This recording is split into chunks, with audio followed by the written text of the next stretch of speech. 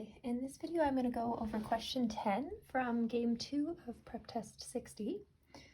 We have exactly 6 actors, G, H, J, L, M, and P as our players, and they're going to appear one after another in the opening credits of a television program.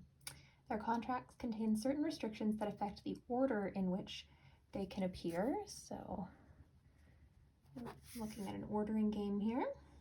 Given the restrictions, the order in which the actors appear from 1st to 6th must conform to the following. Both L and M are earlier than H. Both L and P appear earlier than J, so we can connect those two rules. Then we have a conditional. If M is earlier than P, then H is earlier than G. This means that if H is not earlier than G, then M is not earlier than P. That's our contrapositive. And because there are no ties, H not being earlier than G means the same thing as G being earlier than H. Here, M not being earlier than P means that P is going to be earlier than M. Okay, because there's no possibility of them being tied. So if M isn't before P, it's going to be after P. So this is also the contrapositive, just written with the terms stated kind of more positively, I guess. So if you notice, for example, that G is going to be earlier than H, that means P also has to be earlier than M. Okay, and G does not appear last.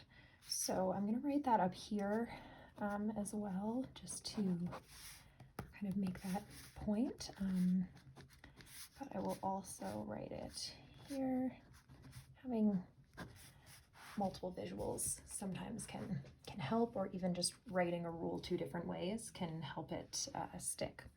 Okay, question 10 asks if J is earlier than M. Okay, so if J is before M, then which one of the following could be the order in which the other 4 actors appear from earliest to latest?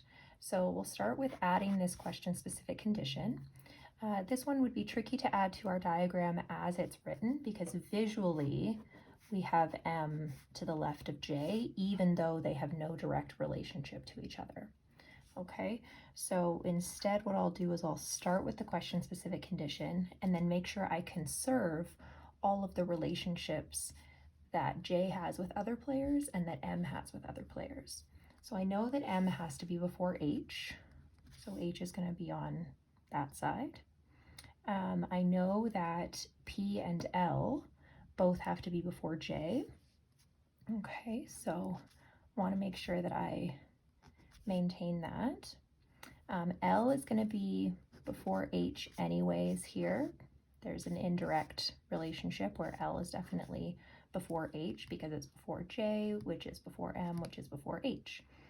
So all of that works out. We have 5 of our 6 players here. The remaining player is G. And G cannot be 6th. So G cannot be after H. G could be in any of these other spots though.